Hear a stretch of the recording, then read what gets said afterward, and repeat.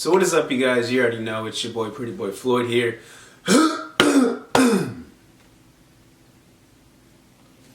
I'm coming down with a sickness right now, so if you guys like hear my voice change up a little bit, or if I'm coughing throughout the video or sneezing or anything like that, and my voice is gonna sound a little bit raspy in this video, but try and stick with me.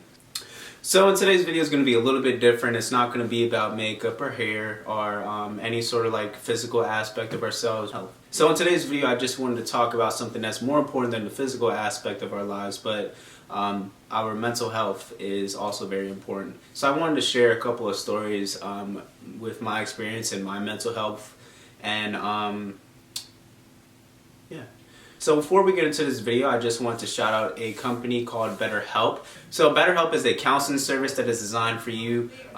They will match you with a professional counselor depending on your needs, your schedule, and your budget, and payments can be as low as $35 weekly. Now with BetterHelp, basically if you don't have anybody to talk about, if you're going through anything like depression, anxiety, or relationship problems even, they will set you up with a professional counselor and you can talk to them anytime with unlimited access. Like I said, depending on your budget, payments can be as low as $35 a week. I personally have tried out this service when I was going through hard times, and I personally believe that it will help a lot of you guys out there, especially if you guys are, let's say, surrounded by like a lot of negative people in your life, or people who just don't want to listen to like what you're going through.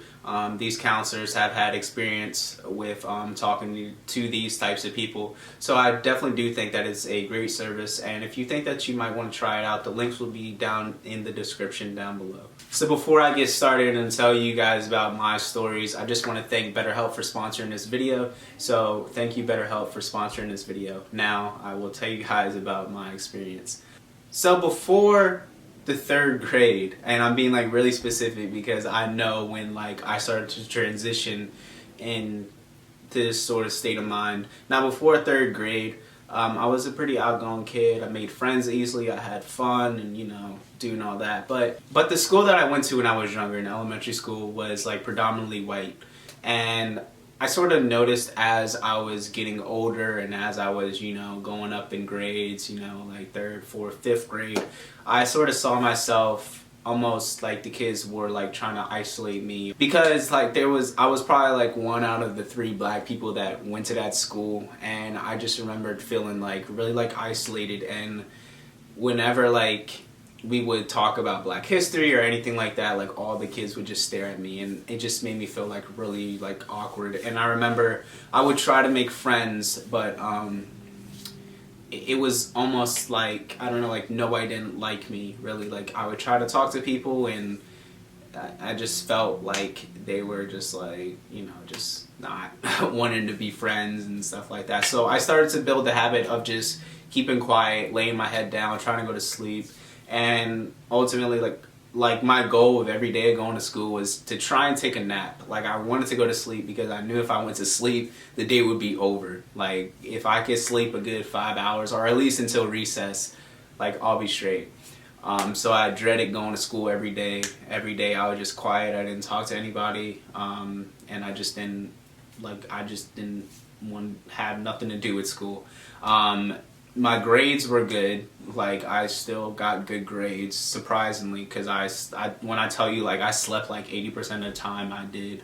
But yeah, I mean I would still get like good grades in my tests and stuff. I mean I wasn't like exceptional with my grades, but they were like average grades, but I wasn't failing either.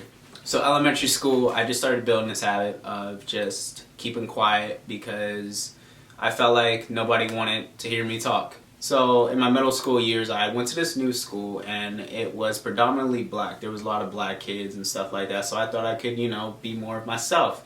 And I tried to express myself a lot. 6th grade, I think, is when I really got into fashion. And when I got into fashion, skinny jeans just started to come in. Like I was 12 years old, so it was like 2007, 2008 or something like that. And at the time, everybody was rocking, you know, baggy jeans or straight jeans and whatnot. And I sort of saw this new wave of fashion coming because I started getting into skateboarding. And I saw like all these professional skateboarders rocking like these nice like skinny jeans, and I thought it was so cool. And when I wore skinny jeans in the 6th grade, like, all the kids just joked on me, called me gay, said I dressed like a girl and this and that, and even like the girls would like joke on me and stuff like that. So the whole year I was just like everybody just kept on coming at my life for like my fashion choices. I remember in the 6th grade, my teacher had called my mom and told my mom that I was acting withdrawn from class, and then I started to see a therapist. Now when I saw this therapist, I kind of like, I knew exactly why I was withdrawn from class, and that was just because all these other kids were joking on me and stuff like that, but I didn't want to say anything, and I didn't, want to do anything like that. So when I was talking to the therapist, he just said I sounded like a normal kid. There wasn't anything like extremely wrong with me, but I remember at that year I did start I started becoming interested in like people who were like emo and gothic and stuff like that, because I sort of saw myself becoming like almost like angry at people and just like at the world, that like when I'm trying to like express myself and trying to have a good time, people are like, trying to be mean and joke on me and stuff like that. So I just coincidentally the next year in the 7th grade, I don't know if you guys remember like the whole jerkin era. It was like this dance craze that like gained popularity like during the summer of 6th grade and then transitioned into 7th grade.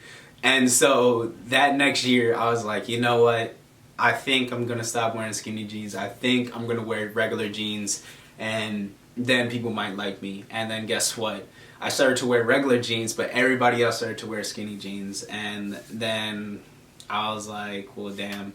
And then it almost made me seem like a follower, because I was like, oh, well, I'm going to rock skinny jeans again. And then when I did start rocking skinny jeans again, everybody was complimenting me and telling me like how well I dressed, and even the girls were on me that year, and that was a pretty good year. But then 8th grade year, it was like I started to develop social anxiety. Now I think a lot of people, well, everybody has some form of anxiety when you're in these certain situations, but how you know that you have a disorder is when that you can't really control it. Like, it doesn't have a trigger. Like, I could be with my friend, my best friend who I've known for years, but I'll start feeling like, see, that's that raspiness I'm talking about. But I'll start feeling like really nervous out of like nowhere for like no real reason. I remember I used to describe the feeling as like, like when you're like right before like a football game, or like right before like a really important event, you just become like super, super anxious and like kind of like scared. You know what I'm saying? Like, I would feel that every day. I think after I built the habit of becoming quiet, and I built the habit of trying to sit in the back of the class again, I built the habit of laying my head down and not talking to anybody, because I knew that if I was near somebody, it would just make me really, really nervous, and even talking to somebody would just make me super nervous, and going to school just felt so uncomfortable. I remember I tried to take as many days off as I could, like any excuse to take a day off. If I had an early doctor's appointment, I would want to stay the day home. I remember I purposely wouldn't eat anything the entire day, just because I felt, like when nerves, like when you have the nerves, like you want to go to the bathroom. So I tried not to eat anything at all. Like I would just like, no, because nah, I don't even want to get into like too many details, but like that's really like how nervous I got, was to the point where I could not eat anything, or else like I would have to like go to the bathroom, because just me being in that school just made me that nervous. And we actually went to see the same therapist that year, and the therapist had diagnosed me with social anxiety. So after he had diagnosed me with social anxiety, we went to see a psychiatrist. Now the psychiatrist is the person that, no, the psychiatric, or one of those people. One of those people who give you the drugs. He's not the one that you lay on the couch and talk about your feelings with. That's the therapist. But I think it's the psychiatrist, or the or psychiatric. I don't know the term, but the guy who gives you the drug. So after I went to the psychiatrist and told him about my problems and whatnot, he had prescribed me anti-anxiety medication, and I remember vividly when I used to take these So I remember when I used to take these anti-anxiety pills, like right before I would go to school, I remember like I would still feel nervous, but it felt like my mind felt different.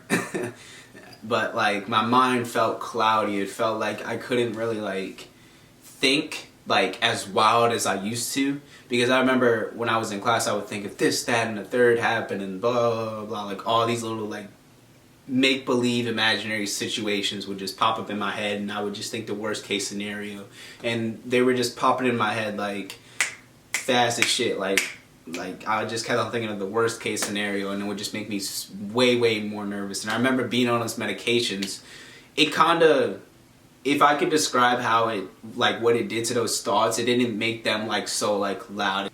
Even though like it numbed the thoughts, the feeling was still there. And having that medicine numb the thoughts but have the feeling still there, it was like, well, the medicine's not really working, it's just numbing my mind, and I didn't really like that numbing effect.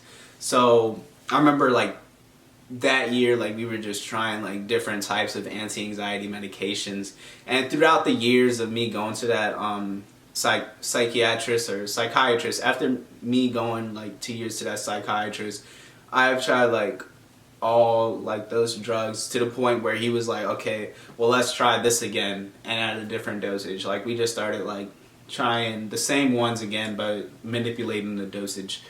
So yeah, like I feel like I've been through all the anti-anxiety medications, even all the depression medications, but they've, like, some of them made me feel worse, some of them had just made me feel numb, some like just didn't make me feel like I could like think a lot. You know what I'm saying? Like I still do want to like think a lot, but at the same time, like I don't want to think so much that it gives me anxiety. So yeah, so 8th grade I started taking an anti-anxiety medication. I just remember the whole year the medication just made me feel numb. And I remember in high school I actually stopped taking them, and just because I was just like, look, I don't like the feeling, like I don't even like being on these pills, so I stopped taking them. So ever since I built the habit of like being quiet, not really, you know, want to talk to anybody, just because I remember, you know, me just feeling so anxious, and whenever somebody would like ask me a question or something like that, like I would take it as like the most serious thing ever. Like somebody would ask me, you know, what was for homework yesterday, and I would just, I don't know, like I would freeze up and I would just be like, oh my God, don't say the wrong thing, don't say the wrong thing, don't say the wrong thing. And I would just be like really like self-conscious of like what comes out of my mouth.